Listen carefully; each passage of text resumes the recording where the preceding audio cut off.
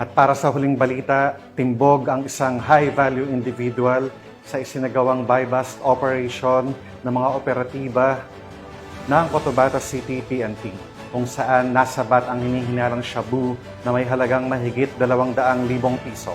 Patrolwoman Maria Senyora Agbuya sa balita.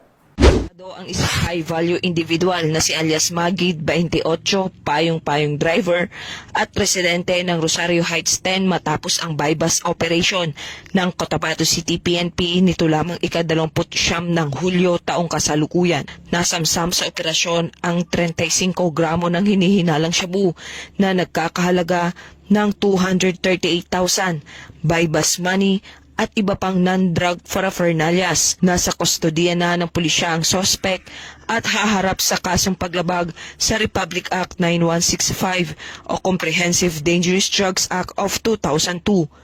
Patuloy naman ang Cotabato City PNP sa mas lalong pagpapaigting ng kampanya kontra iligal na droga upang masiguro ang kaligtasan ng bawat mamamayan.